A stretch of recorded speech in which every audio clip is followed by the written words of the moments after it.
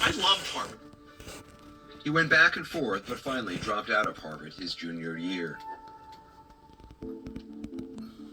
Microsoft wasn't the only new company focused on personal computers.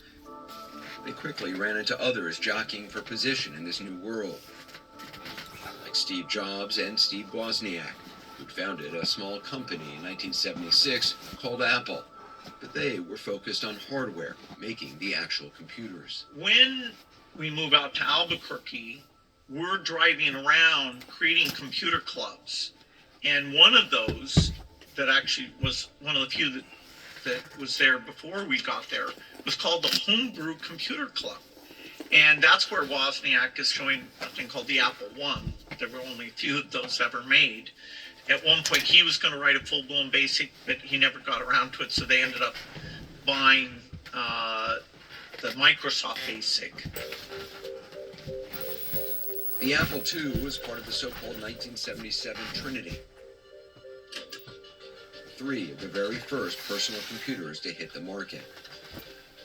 The Radio Shack, the Commodore, and the Apple II, the 3 big personal computers, all had Microsoft BASIC built into them. 3 of the first PCs out of the gate, and they all used Microsoft software. As the company grew... That's ridiculous. I'm not using this thing. Somebody's confused. Somebody's just not thinking. I mean, there's no way. You guys never understood. You never understood. Its young president was getting a reputation for being rude and hard driving. This is Ed Roberts, the man whose company made the Altair, speaking with NBC in 1995. He's always sort of arrogant, always hard to get along with. Always sort of a know-it-all, even when he's wrong. Allen would later write in his memoir, Idea Man, if you hadn't thought through your position or Bill was just in a lousy mood, he'd resort to his classic put-down. That's the stupidest effing thing I've ever heard. He went on to write, he was growing into the taskmaster who would prowl the parking lot on weekends to see who'd made it in. You write, my social side would be slow to develop, as would my awareness of the impact I can have on other people. But that has come with age, with experience. Your dad said you were mean at 9. Your management style was criticized by some. Do you see that as a continuation of you as a kid, the way you are built? Well, I think you develop a way of dealing with your own mistakes. Like, oh, God, that's so stupid. Or, oh, I should have worked harder on that. Then as I create Microsoft and I'm hiring people, I'm sort of applying my toughness on myself to the people who are working for me. And it took me a while to realize that that's too harsh of a style for most people. So yes, I had to moderate the way I manage myself to be more motivational, and particularly as the company gets big, year by year, I have to learn to grow into this CEO role, that eventually I'm managing tens of thousands of people, and I made plenty of mistakes along the way. I was lucky I, got a bunch of people who, by example, helped me make that evolution. Coming up, Tolerated the man who helped orchestrate the first computer revolution weighs in on the next, the AI revolution that's already underway. This is the most profound technical advance in my lifetime. It is greater than personal computer. Does it scare you at all? Yes.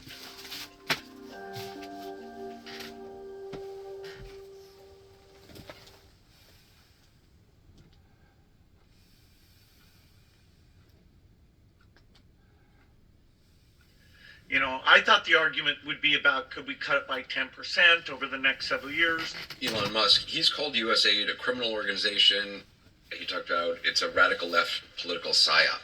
To you, what is the importance of USAID and the U.S. giving aid to people in need around the world?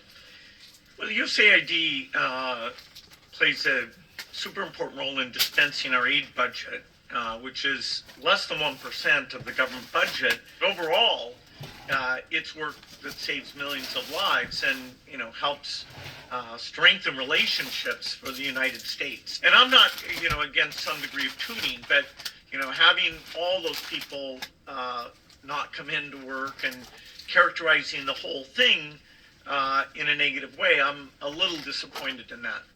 While Gates is focusing on his global philanthropic efforts, Microsoft, the company he co-founded, is focusing on artificial intelligence. The AI is becoming more accurate.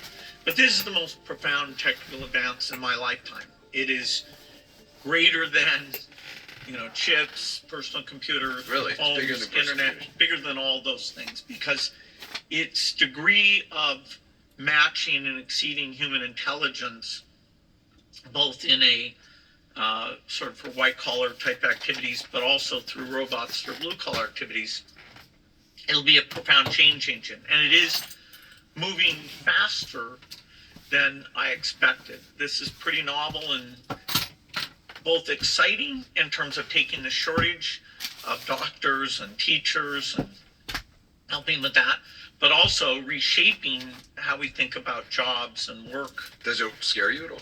Yes, What scares you? there's a great meaning and purpose that comes from these jobs. As the computers get better and better, understanding what role they play versus humans, and do we shorten the work week? Do we let some people not work at all? It's pretty profound. So over the next 5 years, almost entirely good things, but as you get into the 10 years and beyond, it's so powerful that how we shape it and maintain, purpose, values, coherency, this is a big challenge for humanity. The basic level of A big challenge already being faced by kids at Lakeside. Kids fascinated by the future of computing. I'm Kellen. I'm one of the leaders on the Andromeda AI project. Yeah, I don't know what an Andromeda is. We were sort of seeing that a lot of the top AI tools are all very expensive and can be hard to access for a lot of students, and so we sort of created a unified platform where students can have, ChatGPT, Gemini, Claude, all of the top models. So we were sort of trying to bridge the divide between the students who had access to those tools and who didn't have access to them. What would you tell somebody now in high school who has the same aspirations, has the same intelligence that you had at that age? In my day, it was easy to envy the kids who were naturally sociable and, great football players or those things. And, people even say the revenge of the nerds, that, those of us with down in the computer room, we sort of Have you watched that movie, by the did way? well. Yeah, absolutely. The computer's great. I mean, it's godlike in a way. Were you a consultant on that movie? Just by my life. That's all. Okay. It's nice now that you can see different learning styles or approaches can be rewarded if you're, The only thing that really gets me pertaining to artificial inseminated computing in today, that basically our people such as myself had to evolve and change into because of its potential resources, is that whenever you go through certain things either on YouTube or Facebook, it really don't indicate whether or not it was made today, yesterday, the day after yesterday, a year ago, 2 years ago. And plus, I think that it should be mandated, if it is not an actual recording, because these animated recordings now look so real that it can actually Capitol Hill, and this is CNN. it can actually bungfuzzle the very professionals that is very familiar with all this stuff, that there should be some sort of a labeling law to where if it's real, it should have a R on it, and if it's artificially inseminated, it should have some sort of a I or a AI or some sort of a mark to indicate that it was generated artificially. I think that these should be laws set inside the concept of this, because it can be so misleading. Just like whenever they took some pictures, I think it was one of the princesses or king, whoever it is over there in England, and his children, that somebody had basically made all that up to make it look real, but it wasn't real. It wasn't real at all.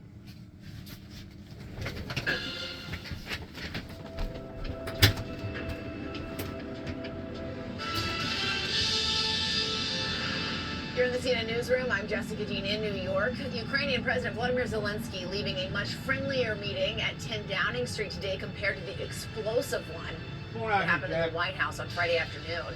British Prime Minister Keir Starmer giving Zelensky a warm welcome in London. And after the visit, the UK announced it would speed up a $2.8 billion loan for Ukraine. You're very, very welcome here in Downing Street. As you heard from the cheers on the street outside, you have full backing across the United Kingdom. The Ukrainian president shoring up support from European leaders just 24 hours after President Trump abruptly ended their White House meeting. European leaders have been quick to rally around Ukraine with statements like the ones you see here. Quote, "You are not alone. We stand with you. Ukraine's quest for peace and security is ours." CNN international diplomatic editor Nick Robertson is live in London with more on today's meeting. And Nick, is President Zelensky saying anything more about yesterday's tense exchange here in the U.S.? I think now he's here in the UK and he'll be meeting with European leaders tomorrow. He's sort of moved beyond that in the public sphere. What's happening privately behind closed doors with the Prime Minister, we're not privy to that. The readout from the Prime Minister sort of boilerplate stuff, what is said before, reiterating the firm and strong and unwavering commitment for Ukraine for as long as it takes. Determined, the Prime Minister said he wants to find a path to the end Russia's illegal war, one that respects Ukraine's sovereignty and security, and one also that finds a just and lasting peace. So that's sort of boilerplate stuff from the Prime Minister. But look, I mean, I think the real message here for President Zelensky, and perhaps too to one that should hear the Prime Minister intended to cross the Atlantic to the White House as well, that leaving the door of Downing Street, walking down the street, giving President Zelensky that big hug. This is not something Keir Starmer's prone to doing. He's not the kind of guy that runs around giving hugs very often. So this was a clear message signaled in front of the cameras. It was the same when Zelensky left, a hug, a pat on the back. President Zelensky, for his part, thanking the British Prime Minister for all the support he's getting here. And Nick, tomorrow Zelensky's going to be meeting with other European leaders at a summit there in London. I would assume he's going to try to accomplish a similar backing as he saw from Keir Starmer today. You know, he's going to be looking for the immediacy of what he needs to make sure that Ukraine continues to get and builds up on the security support and the economic support that it needs literally day by day to withstand these massive barrages of missiles and drones that are coming from Russia. He'll be looking to the future to figure out how Europeans can give him the security guarantees that he's looking for, because as he has said, you know, it's not enough to have a ceasefire. He said Ukrainians are worried that they need to have security guarantees going forward. They need to know that it's not that ceasefire isn't going to be torn down and ripped up by President Putin in the future, because that's Putin's track record in the region and in Ukraine. So that's what Zelensky will be looking for. And I think he will be having another meeting tomorrow. And I think that's going to be an important one. It's symbolic, perhaps, to not just for President Zelensky, but for President Trump as well. When Keir Starmer was in the White House, he handed a letter to President Trump inviting the president to a second and unprecedented state visit with King Charles. President Zelensky will have a meeting at one of King Charles's country residence, Sandringham, tomorrow That's not usual that the king would necessarily meet at sort of relatively short notice a leader like President Zelensky. Again, this is all, it seems, part of the symbolizing the strength of support, not just the public on the street, not just political from the Prime Minister, but from the monarch as well for Ukrainians and President Zelensky, and perhaps eases the conscience a bit for the Prime Minister and the King, because the Prime Minister was criticized for what many saw here as a sort of fawning offer to get support with President Trump by offering, this meeting with the King. And this will perhaps ameliorate some of those criticisms tomorrow, the meeting with President Zelensky. All right, Nick Robertson in London for us. Thank you so much for that reporting. I want to go now to CNN's Matthew Chance in Moscow for how Russia is reacting to this moment. Matthew? Well, the Kremlin's been tight-lipped about the spectacle that unfolded in the Oval Office, but reactions from other Russian officials are essentially supportive of Trump and his vice president. President Zelensky alone was disrespectful. The Russian Foreign Ministry spokeswoman said she was surprised that Trump and Vance didn't slap him. The senior Russian official said he was brilliant, that Zelensky was kicked out of the White House, and a key Russian envoy called the spat historic, I believe. Has anybody ever thought that maybe this wasn't a spectacle, that it was actually created intentionally to look like a spectacle, in using reverse psychology in whatever their long-term goal is? Because the bottom line is this: America never has wanted to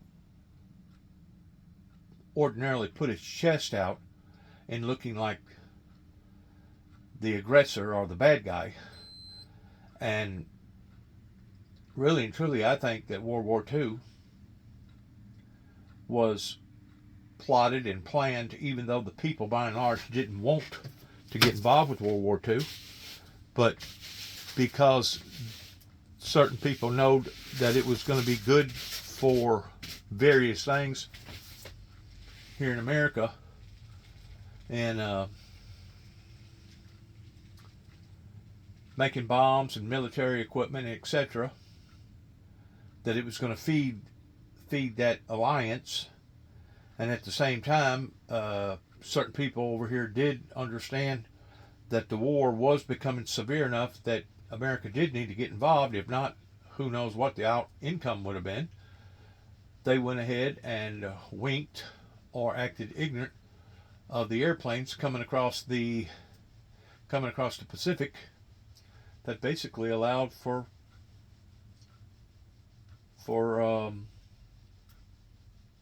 Hawaii to be attacked the way that it did. That basically pushed America off into that war. You keep in mind, these people that's got all this money and got all this power, that's in these positions, they're not stupid people by and large. I mean, they haven't obtained their leadership or their money that they have gotten out of being ignorant. What I think that a lot of them don't realize is that the public has become so much more smarter today because of all the computers and because of all the other schooling that various people have self-schooled themselves into. And for them to basically do something like that today would be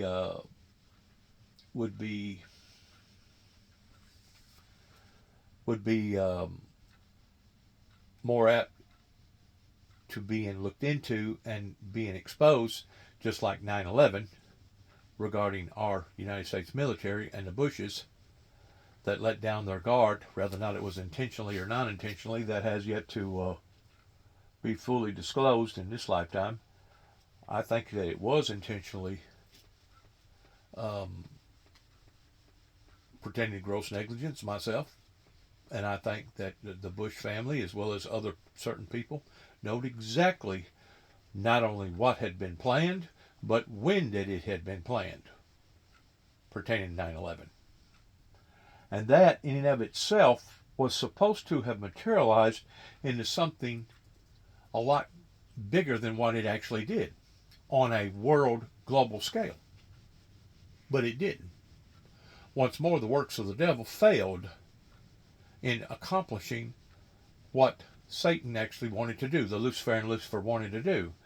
And of course we know that Lucifer, that is out to kill, steal, and destroy, which is not the friend of humanity, would love to see humanity basically go up in a flame of fire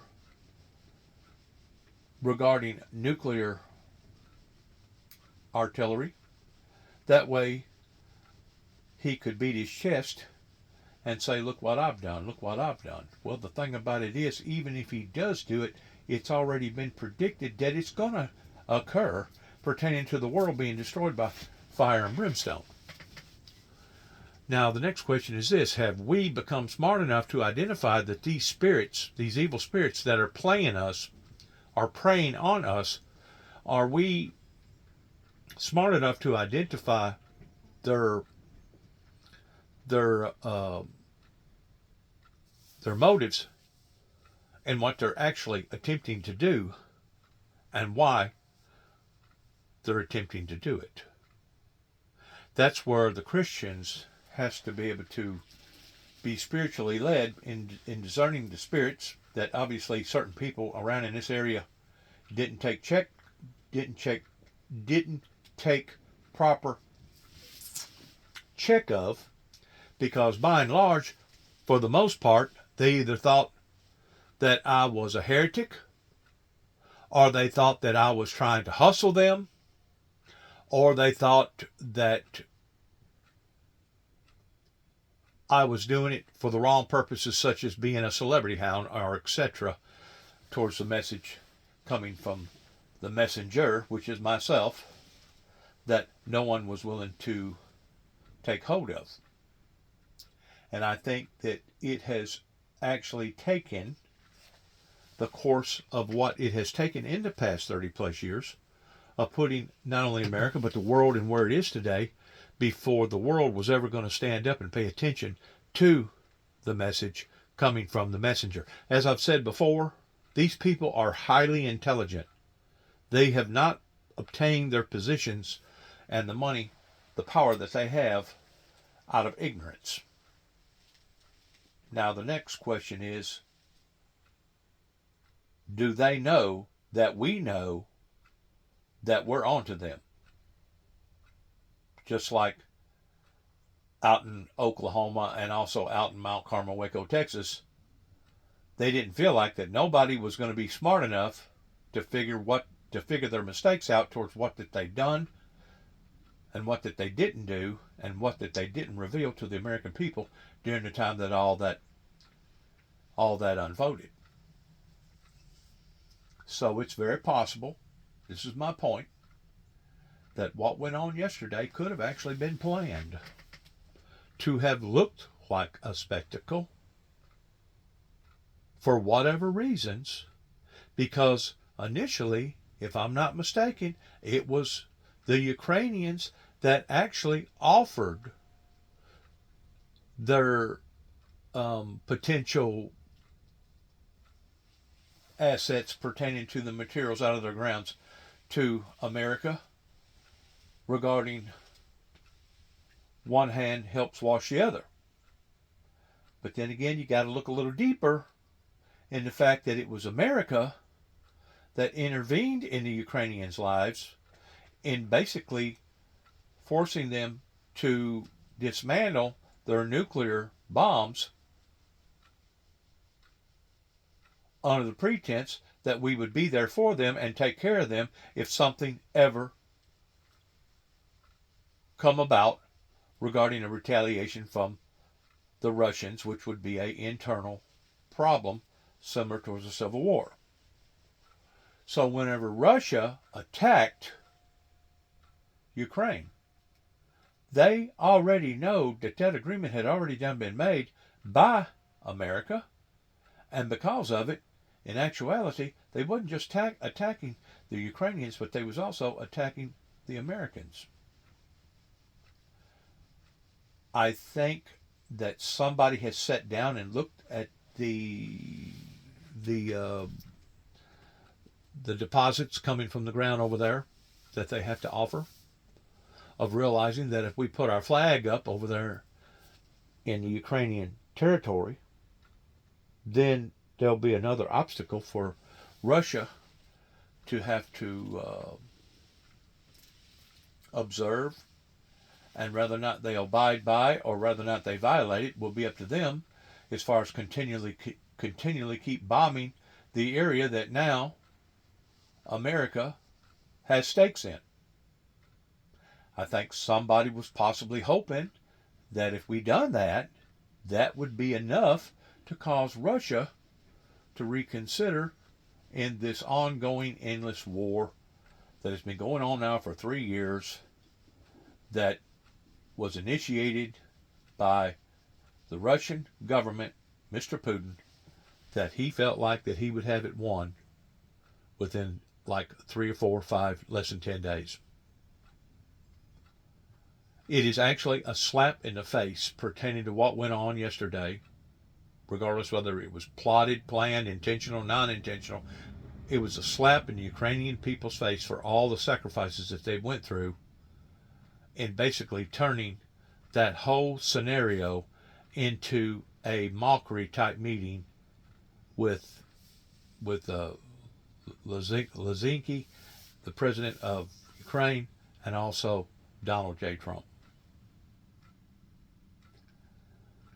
So whenever you look at this, you need to look at this in a broad-minded sense, in looking at all possibilities rather than just one or two of them, is my point. First impeachment trial, and is the author of the newly released book, The Folly of Realism, How the West Deceived Itself About Russia and Betrayed Ukraine.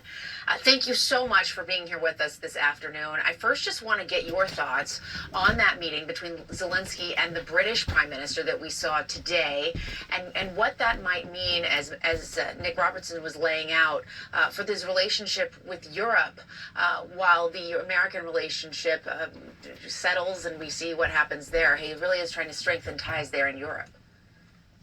Sure. Thanks for having me on. Looking forward to the conversation. I should clarify, I was fired from the White House because I testified. Right. Kind of similar to the hostile reception that Zelensky got when he challenged Trump, or frankly when he stood his ground. That's all he did, was stand his ground and point out that Trump can't trust Putin, and that Trump is being fooled into believing that Putin is offering a lasting peace. Now, what we saw today was a direct reaction to what happened yesterday. This really rejection of not just Ukraine, but European security that was on display over the course of the past week. The UN Security Council resolution in which the U.S. voted with Russia, voted with North Korea, and then actually abstained from its own resolution because there was a effort to define the reality of the ground that Russia was the aggressor. So the Europeans know this and feel this very, very acutely. It's in their own backyard. The Brits have been, and they were also our allies during the Cold War. They understand what the threat of a Russian empire and Russian resurgence means. They understand that Russia's aspirations don't end with regards to just Ukraine or Belarus. It's looking to rebuild that Russian empire and the Soviet Union. So what they're doing is they're sending a strong message, and that's only going to go. Yesterday was a clear break that the U.S. wasn't going to be there. That's only going to be clearer as the Europeans continue to embrace Ukraine, demonstrate ironclad support for Ukraine, because Russia needs to be warned off, because Ukraine needs to exit this war with security guarantees, long-term peace, and with its territorial integrity intact. All this is now unfolding as a result of a complete 180-degree change in U.S. policy, a rejection of our allies and an embrace of our enemies. A policy that is decades old. I mean, it really is like since post-World War II, breaking like this is that different from where we've been in the last several decades. In a statement released yesterday, you called President Trump and Vice President J.D. Vance, quote, impulsive toddlers risking the shared security and Western values of freedom and democracy. You just mentioned this a little bit, but talk to me a little bit more about your concerns of how the Kremlin views what happened yesterday and what is unfolding, and how this might not only embolden the Kremlin, but Vladimir Putin himself. Yeah, I guess I wrote a book on this, and it came out the day after the third anniversary, talking about how the Kremlin has continuously played the U.S. and no more so than it's doing now in the most extreme manner with the Trump administration. A Trump administration that had 4 years of experience of trying to manage Russia when it was already engaged in war with Ukraine. This war started in 2014, and the Trump administration wasn't able to achieve a breakthrough back then. Now they're leaning in further. They're compromising further. They're accommodating further, thinking that this is somehow a solution to the instability and the hostilities in the region, or frankly, in a more nefarious manner. They don't care about European security. They don't care about Ukraine. They're more interested in normalizing relationships with Russia, because this is the image that Trump has cast, that he can make peace with Russia and he's willing to mortgage away Ukraine for it. So the Russians are, they can't be anything but completely drunk on a continuous basis, popping champagne bottles after every gaffe, after every mistake, these maximum mistakes that we're committing now after 30 years of, at times imperfect policy. It has been a continuous thread of the U.S. favoring Russia, putting Russia first, succumbing to Russian fears that the relationship could devolve and become hostile, or hopes that we could accomplish more with Russia. This deal that we could have for economic benefits with Russia. The Russians have been doing this effectively for a long time, but now more than ever, we're repeating those mistakes without any understanding of the past and how it's going to blow up in our face. Zelensky pointed that out yesterday. It's going to come and bite us in the behind, and he was pointing that out, and that's what really got Trump going. That Trump is trying to cast this image of America great, America having these strong relationships, and Zelensky bursting the bubble, offering a sanity check, really is what got Trump going yesterday. And you mentioned that was a familiar scene to you, being punished essentially for telling the truth. Did that surprise you yesterday when that blew up that way? It was visceral for me. I kind of had almost like a deja vu moment. Putting myself in the shoes of those folks, the professionals that are still sitting in the White House, knowing that they were going into this meeting with a huge sense of foreboding, maybe a tiny bit of misplaced optimism that somehow this deal could be signed, that the U.S. would stay on side, supporting our allies and not siding with our enemies, and then watching everything just completely blow up in the policymakers' faces. You could see it on Marco Rubio's face. He's not going to say this publicly. He's not going to criticize. He fell in line. Same thing with Wallace. They'll fall in line, fawning over Trump, and Vance being the biggest culprit to throwing grenades in that meeting. But behind the scenes, they know what damage was done. Behind the scenes, they know how catastrophic that was for U.S. moral leadership around the world, our relationships, our predictability and stability, repeating the 30 plus years of mistakes to the maximum extent. The subtitle of my book is how the West deceives itself about Russia and betrays Ukraine. It was manifest and apparent yesterday in a huge way. Why do you think President Trump and his administration is behaving this way? Why do you think President Trump wants to normalize Russia and prioritize that over defending an ally, a Western democracy? There's a kind of a school of thought that Vladimir Putin has been promoting. It's державность, sovereignty, and that really only the great powers hold sovereignty. He claims that Russia holds sovereignty, China holds sovereignty, and the U.S. holds sovereignty. It turns out that Trump feels the same way. Everybody else is irrelevant. Everybody else is a plaything to be manipulated, to be coerced. Those are the only states that matter in the system. It is a brutish jungle out there in this foreign policy school, because the strong prey on the weak, and the weak suffer what they must. It is really a disastrous return to some seemingly far gone era before World War II, maybe even 19th century type foreign policy, where the world is far, far more dangerous. And we are completely, not only are we not predictable, we may become the adversary, and our allies may have to balance against us. Now they're going to consolidate support for Ukraine, but they're also going to take up their own security architecture. That's going to take some time. They need to figure out what this means, how they build a NATO minus the U.S., going forward, invest in their own defense, but also hedge against the fact that the U.S. isn't just absent, it could potentially be hostile. And so what does come next? How do they begin to put those pieces together? And what does it mean for the United States and its role in the world and the traditional alignment of powers that is being realigned before our very eyes? So I think you see the outlines of that already. You see the massive consolidated response of all of the European nations, democratic nations, in support of Ukraine immediately after this, abject, humiliating display by Vance and Trump, trying to be both bullies, but also seemingly somehow mastering looking weak.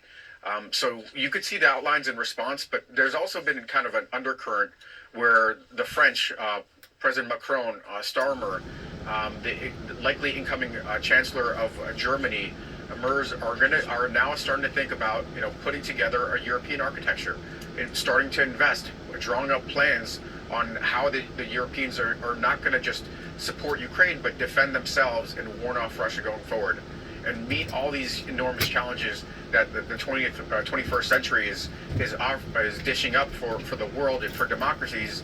But the U.S. is at best going to be on the sidelines, maybe even an adversary. We've shown ourselves that we're potentially going to be an adversary by trying to spoil elections in Germany, siding with the far-right fascist party. I think that there's a chance that we might read the tea leaves and see this consolidated response and decide that we don't want to be the outlier. We don't want to be with our traditional enemies. But I don't know if I have that much hope. We might have to weather the storm for a couple of years, see what U.S. politics brings to bear in the midterm elections, and then we can see if there's a reformat in this approach that's very, very dangerous. It is a stark potential reality. Alexander Vindman, thank you so much. Again, just a reminder about his new book, The Folly of Realism, How the West Deceived Itself About Russia and Betrayed Ukraine. Very timely, and it is out right now. Thanks again to Alexander Vindman for joining us. And new details about the death of Oscar winner Gene Hackman and his wife at their home in New Mexico. We'll talk more about just how long they were dead before their bodies were found here in the CNN Newsroom.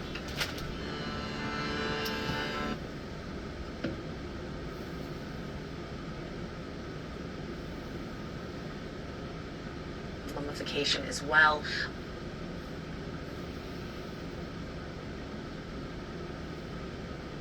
Oxide poisoning is not at play here either.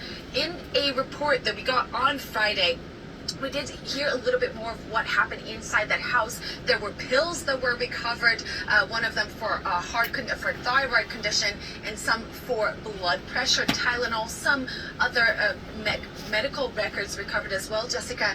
But this investigation, what we're being pointed to, is just there could be at least 3 to 6 weeks until we get that full toxicology report, and that is where investigators are hoping more answers will come, especially when it comes to the timing of the death of Miss Arakawa. They were in separate parts of the house. It feels like a little game of Clue here as investigators are putting all of this together. So many questions still up in the air as they move forward in their investigation. All right, Julia Vargas Jones there in Santa Fe with the latest. Thank you so much. And let's talk more about this with medical examiner, forensic pathologist, and former detective, Dr. D. Michelle Dupree. Dr. Dupree, thanks for being here with us. I want to start first with what Julia was just talking about, that Hackman was likely dead 9 days before being found, his wife's body showing signs of mummification as well. What are you gleaning from these details we're getting? Well, it actually does fit with the story. It does seem like at least he and probably she, were both dead for at least that amount of time because of that mummification. And we find out the bodies have been there or dead for some time in a dry climate. And we know 3 different medications were taken from the home: a thyroid medication, a blood pressure medication, and Tylenol. Look, the investigators are trying clearly to piece together what was there, what could have happened, what might they be able to figure out from those medications. Will they be checking against them in the toxicology report? Absolutely. I think toxicology is going to be key in this case. We do know that Jean Hackman had some heart issues and perhaps high blood pressure as well. We don't know too much about her medical history, but the fact that the pills were found there, they were probably... I still think it was a Romeo and Juliet scenario. That's just my personal feelings about it, unless they can prove that there was malice play. I'm sure they'll run down every lead that they can, insurance, claims, and whoever the wheels are in, and where those people was, and all the above. But whenever I first heard of it, that's the first thing I thought of was Romeo and Juliet that committed suicide together. And you know, we think that death is such of a horrible, horrible thing here in America because of the way that the doctors has basically wanted to keep their patients alive. But the fact of the matter is, what they done to Dr. Dvorkian back years ago, I think was an indication of how deceived and how upside down that society over here in America really and truly is, especially whenever you get to looking at places like Canada that will allow for basically a checkout time whenever people feels like that their lives are no longer worth living, and they're running down, and they're no longer have any hope whatsoever towards basically going into a hospital and signing off a waiver and having the medical industry put you out, put you under, euthanize you. I've never seen a society that was so asphyxiated with the stereotyping of death, especially a society that claimed that they're looking forward to death in leaving the body and going and spending eternity with God in heaven in the hereafter world. I've never seen a society that was so upside down as I have America. And we want to look at the people like in the Middle East that thinks that, you know, if they die for a worthy cause, that it's an honorable death towards going to heaven and living with 99 virgins and drinking all the wine that you want, in which I don't agree with that neither. I don't agree that necessarily that you're going to go and have virgins and have all 99 virgins and have all the wine that you want. I think that's an absurd ideal. But at the same time, I can respect those people's ambition in looking at the causes of giving their lives pertaining to death in a whole lot more honorable facet if it's done legitimately than I can people like over here in America that thinks, oh, death, that's taboo, oh, you don't want to go over there, that's no, that's ungodly, that's evil. Well, it is if you're actually exposing that, especially to people that don't deserve anything like that, unless you are trying to defend your life, that you know that your life is in peril. But by and large, America over here has been lied to and deceived by the medical industry so badly that that's one of the reasons why that they arrested somebody like Dr. Dvorkian, and it wasn't socially accepted over here in America during that time. So whenever you get to looking at this, I think that it was a Romeo and Juliet suicide. That's just my personal feelings about it now that I got distinctively whenever I first heard about it. And I guess the dog may have either grieved itself to death, or maybe they went ahead and allowed for it to die too.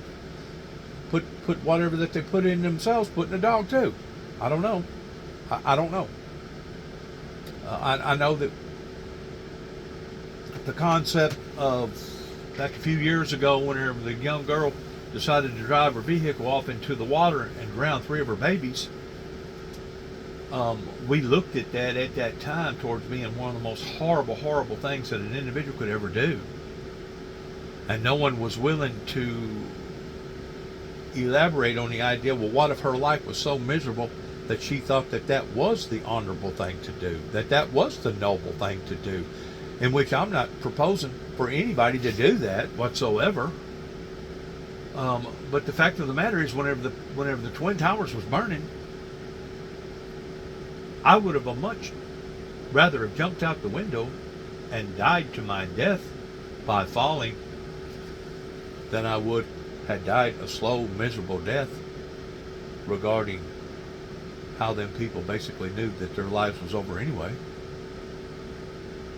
Or in other incidences like Adolf Hitler, that basically, I think, killed his wife and then took a gun and killed himself.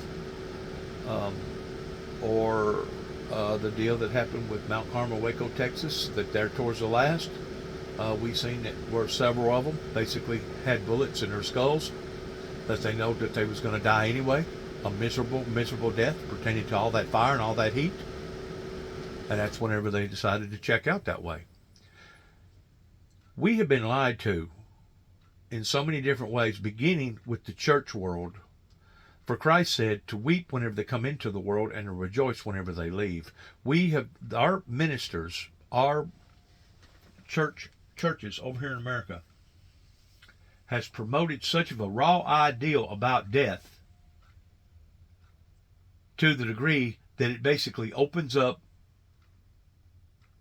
any and everything coming from the medical industry towards keeping somebody alive, regardless of whether or not their lives really and truly need to be kept alive or not.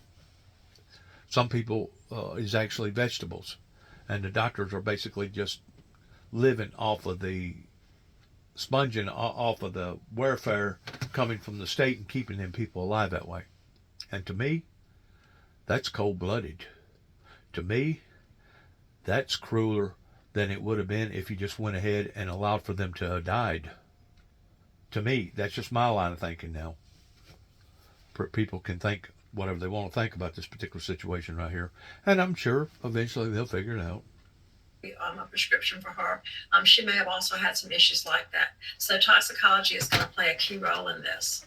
And about how long will that take? I mean, I think at this point we're thinking weeks, but these types of things can take a while to resolve. And do you think it's possible? Look what a home. Look what a home. And to think that they was in there by themselves, you don't think that you would have been lonely, despaired in an environment like that? I mean, look at that. That's like 3 Walmartses.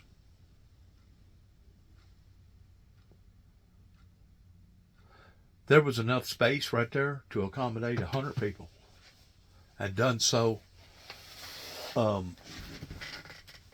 very elegantly and very comfortably. And to think that these rich people thinks that bigger is the better, and that they got to have these elaborate homes like that, to me, is a sign of insanity. Because I guarantee you today, the middle class, or the class that they thought was middle class, that has these bigger homes, that a lot of them don't even have furniture in the upper stairs.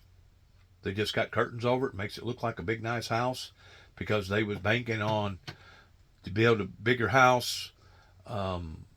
Eventually, whenever the housing rates go up, that's that much more profit that we're going to be able to put in our pockets. But they didn't take under consideration towards heating and cooling, and they didn't take under consideration towards the taxes going up almost every other year to confiscate because of this luxury looking house. People has gotten caught up in such scenarios, but to have them admit the truth to all that, would you just about have better luck in pulling hen's teeth than you would for society to own up to how America has ballooned itself into the point of where we are right now. I feel sorry for the family, and I feel sorry for the friends and the loved ones and those associated with their lives, because I think by and large, Mr. Heckman was a good actor. I think he's done very, very well in his career. I don't know what he was worth. It's very obvious looking at his home right there. He's worth a considerable amount. That home right there alone is probably worth 50 to $60 million. Maybe even more than that, depending upon what kind of trinkets that he had inside of it. It's possible. Is it possible we don't get any answers to all these questions? I think we'll get some answers. I feel pretty confident about that. But yes, toxicology can take a long time. And I'm going to tell you something else that probably most of your psychiatrists or your medical industry, your professional industry won't think about. That during the event of all them fires, I don't know exactly how many people that they knowed out there in California. I'm pretty sure it was a lot, even though they was living in New Mexico. That in and of itself could have had a startling effect upon to their lives, towards taking their lives, providing that that's what happened. You never know. Forever action is a reaction. And there's a lot of people. I mean, if you think that the homeless problem is bad in California right now, you ought to look and see all the tents going up now towards people that used to have at least halfway casual, nice homes, $300,000-$400,000 homes, maybe $500,000 home, which in comparison to people like this ain't nothing. But those same people now don't have nowhere to go. They're living on the streets. And because of all the red tape, and because of the way the insurance companies has abandoned them, their lives is basically through with. Same way that other catastrophes, like Katrina, or like the one that recently hit up here in last year, in 2024, pertaining to Western North Carolina and Eastern Tennessee. Those people's lives are basically over. At their age, due to the fact that they have nobody to turn to, due to the fact of how cold-hearted that by and large America has become. Yeah, welcome to the 21st century. We're steadily, I think, easing off into a banana republic. And I think that the seed was planted towards elevating us in that direction in 1988 during the Reagan and the Bush's administration. We're steadily easing off into a third world banana republic if we don't wake up and change what's happened to us. That's so sad. Often, depending on the lab, the jurisdiction that it's in, the lab is often backed up. It could take not just weeks, but maybe months. But perhaps in cases like this, they will try to speed that up a bit since it is such a high-profile case. Mm-hmm. So hopefully we'll find out answers soon. And what would you be focusing on at this point? What are the key things you think they should be zeroing in on? Well, I would look at, we have a saying in law enforcement that we want to look at the totality of circumstances. We don't really want to just focus in on one thing and get tunnel vision, because then we may miss something else. So we need to take a careful look at the crime scene, which I'm sure has already been done. We also need to talk to witnesses, to other neighbors and people who have seen them, which has also probably been done. Now I think they're focusing on some of the electronic information they may be able to get from their phones, perhaps even from their computers. Those may also be important. But we also want to take a look at that autopsy. And you know good well they had to have some sort of security system in that house. I don't know how elaborate that it was, but you know good and well that there ought to be a way to be able to go through and research different things that was going on. Autopsy report. They'll find out. The physical condition of the body. And even though there was no trauma, we want to make sure that there was no natural disease process as well once we do that autopsy, and then go from there. Yeah, just a lot of things to cover there, and we will wait to learn more. Dr. DeMichelle Dupree, thanks for joining us. We appreciate it.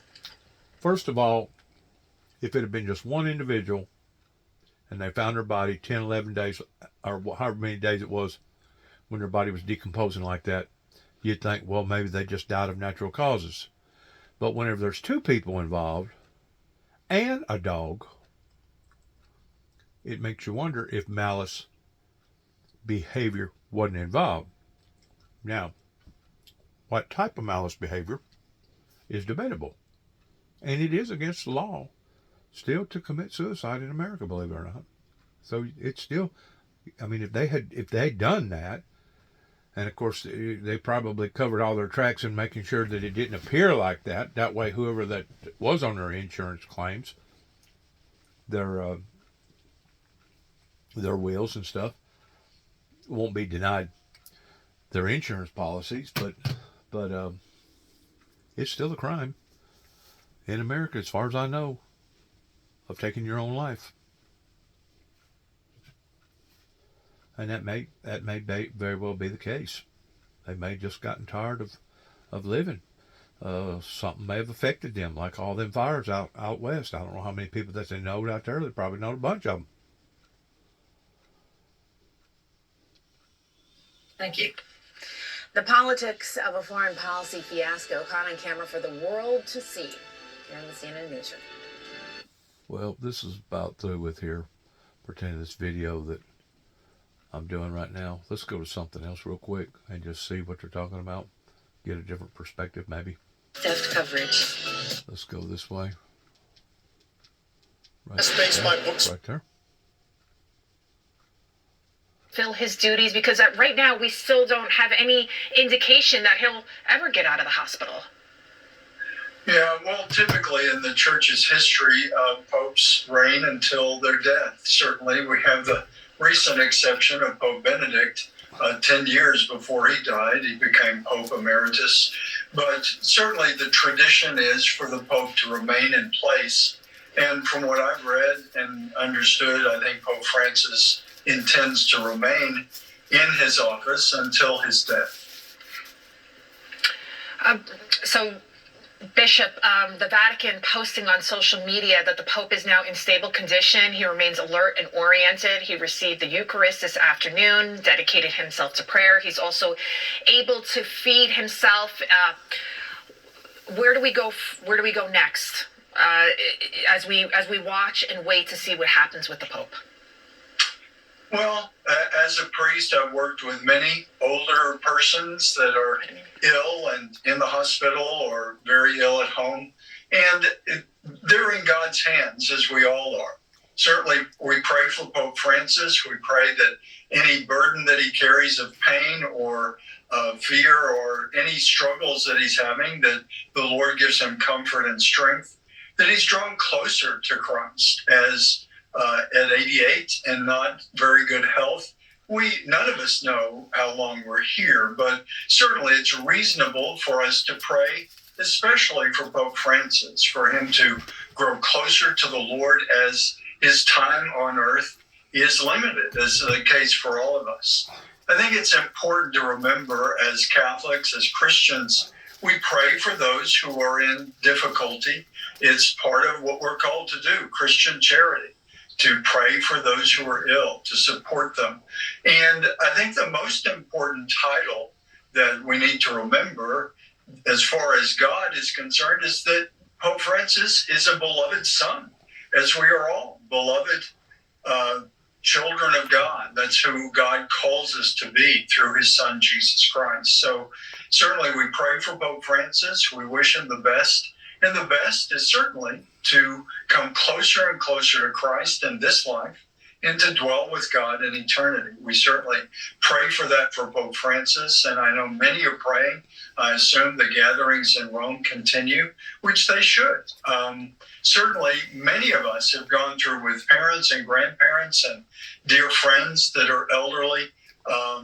There are these crises that happen, and we pray that he weathers this, that he is strengthened spiritually and drawn even closer to Jesus Christ. Father, before I let you go, as you said, our time on earth, it's not forever. Limited. Who do you see as being the next as the next pope, as Pope Francis's successor? Is it someone that's more traditional, more beloved, more universally loved? Say Pope John Paul II. Do you think that's what we need? Someone who is just kind of more middle of the road? Because Pope Francis, for many Catholics, myself included, felt that maybe he was just too progressive and alienated a lot of us in some of the things that he spoke about.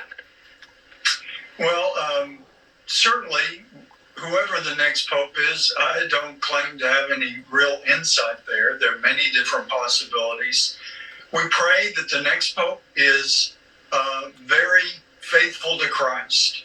And as if anyone knows anything about me, I've had concerns about Pope Francis, what he said, and especially what he supported. He has supported priests and other bishops and some cardinals that have made it very clear that they think the truth of the church needs to change. Jesus Christ is truth incarnate, and ultimately we look to him, to his example, to his words, to the whole life of the church. So we need a pope that is deep in the heart, the sacred heart of Christ, and knows him very well, and represents the fullness of his truth.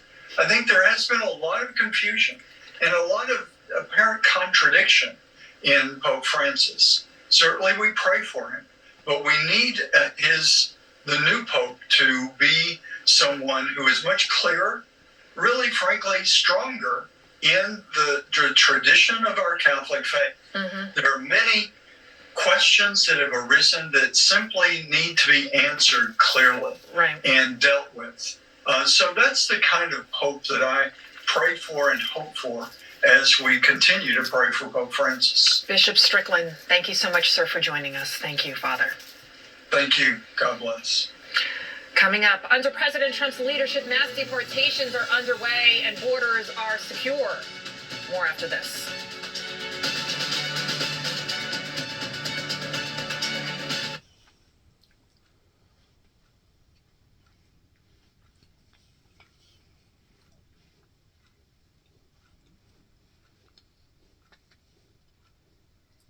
This is the case for...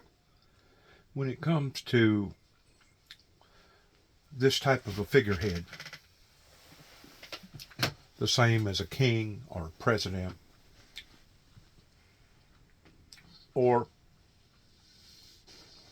there's worldly figureheads pertaining to famous people, journalists, investigators, politicians, etc.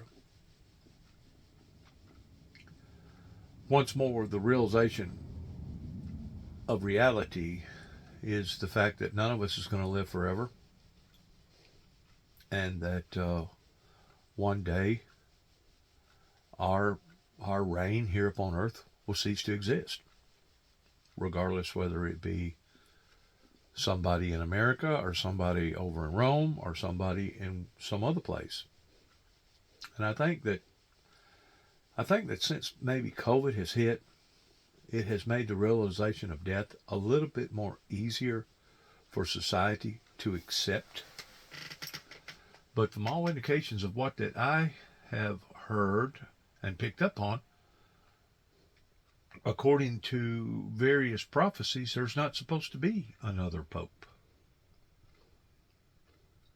I don't know how true that may be, but I'm just saying that there is a lot of speculations of even bringing in another pope for whatever cause that may or may not be of.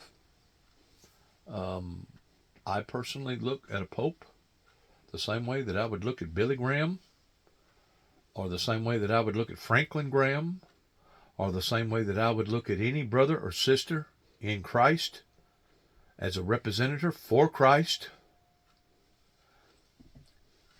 that we are all equal at the foot of the cross.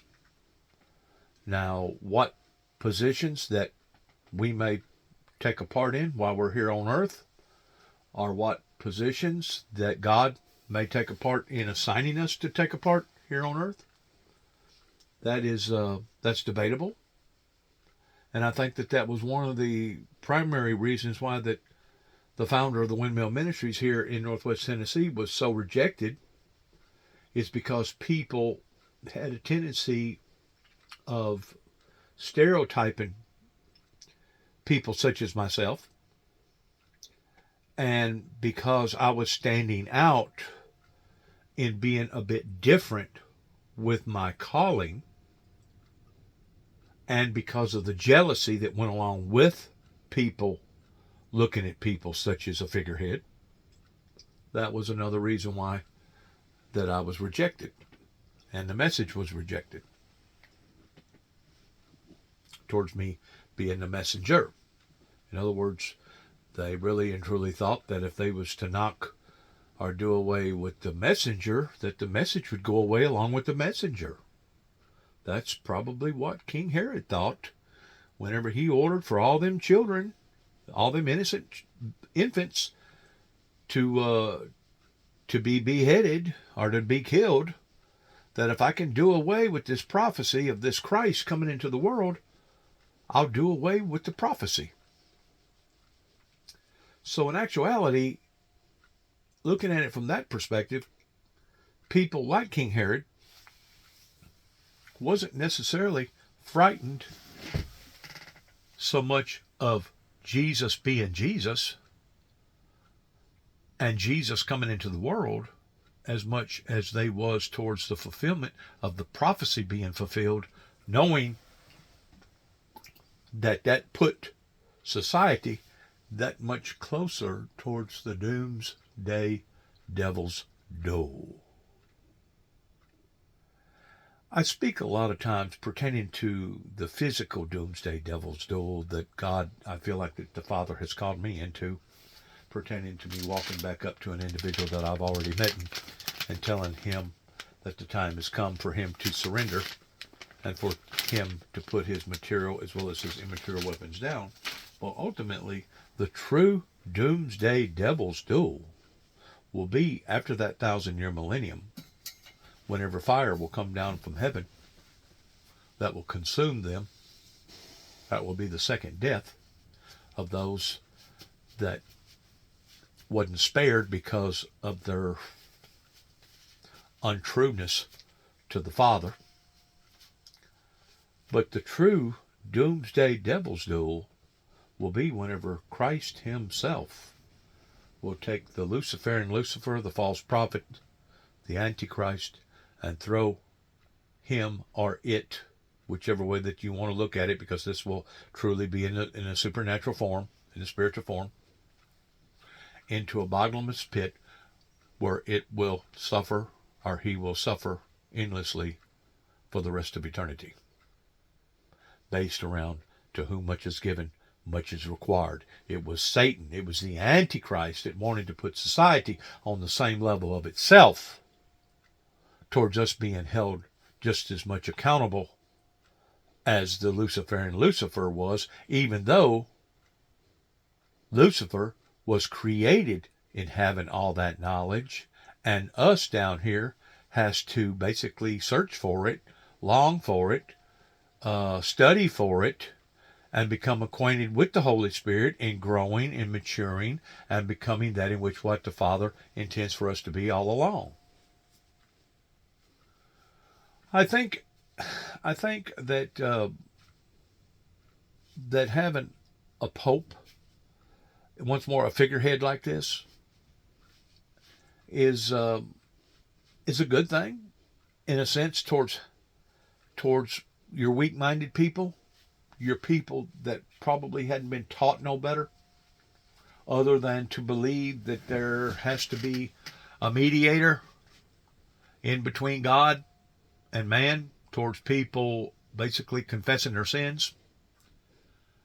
But in reality, whenever Christ come and the veil got rent from top to bottom, that pretty well done away with those traditions according to Christ, that now we can go boldly before the throne, for the Father seeketh those who worship him in truth and in spirit. And we don't have to have a mediator. We don't have to be in a sacred spot.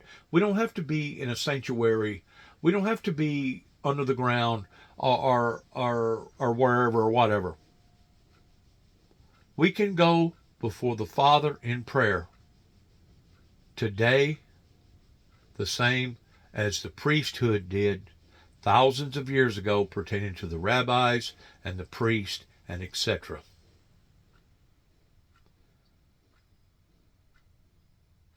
Once more, if the weak-minded people feel like that they have to have these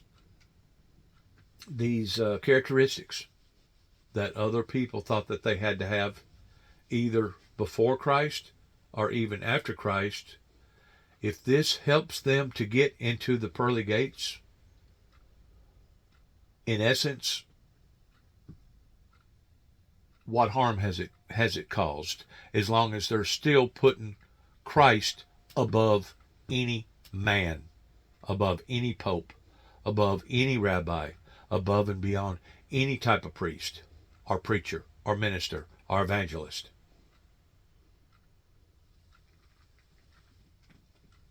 I mean, if people need something like that to bring insurance into their lives, security into their lives, well, then they need it. You know, that's just like whenever the Berlin Wall fell over in Russia, they was so used to being dictated to and told what to do and how to do that there was a great deal of them over there was basically stonewalled.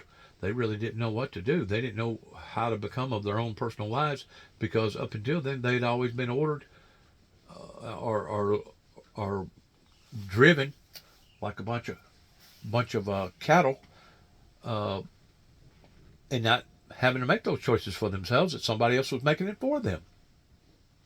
That's kind of like whenever slavery finally got abolished here in America, there was a lot of slaves that stayed with their slave masters because of their age, because their slave masters was good to them, and by and large, you have to look at the reality that most slave masters was in fact good to their slaves, because by and large, a slave master ain't going to beat their horses or ain't going to beat their cattle or ain't going to beat the things that helps them to produce or bring forth a living to themselves. You know, you're not going to get out there and deliberately, if you got any sense at all, towards wanting to tear up your equipment in today's society with your tractors and all the above. Well, that was their form of living. That was their livelihoods back then, to depend upon the slaves. And if they was intelligent at all, had any intelligence about them at all, they wasn't mistreating those people. And like I said, even though Lincoln freed the slaves, there was a great deal of them. I don't know how many. I'm sure it was up in the thousands that made a conscious choice. Well, what am I to do after I leave from here? I'm just going to stay with the program and just continue to live here and do the things that I've been doing.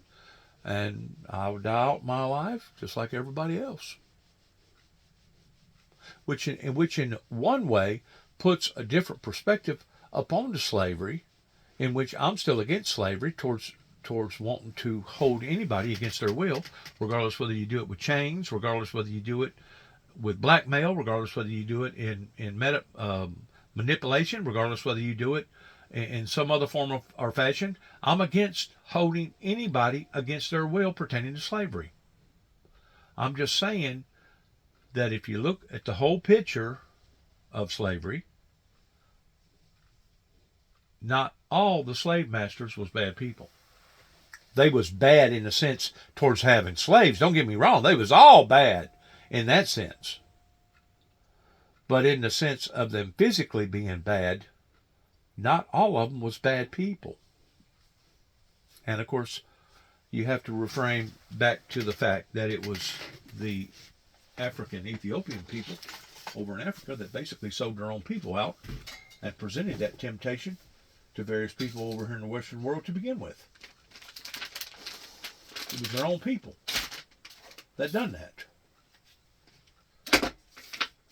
They don't emphasize upon that a whole lot now, do they?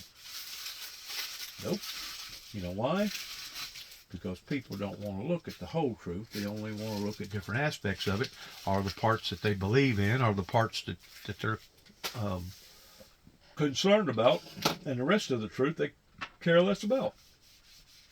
Which kind of changes the perspective on on the way that we believe, or are supposed to believe in our courts towards, do you swear to believe the truth, the whole truth, nothing but the truth, so help you God, indicating that you're looking at all perspectives of the truth and not just part of them. So much that we don't know, so much that we need to know, and so much that we'll never know, because we probably couldn't handle it if we did know it, pertaining to the whole truth, nothing but the truth, so help us God. But I do pray for the Pope. I do pray that his suffering will not be lengthy, and I do pray that whatever becomes of that organization, that they will always put Christ first, no matter what position that they may find to be dignified in their organization.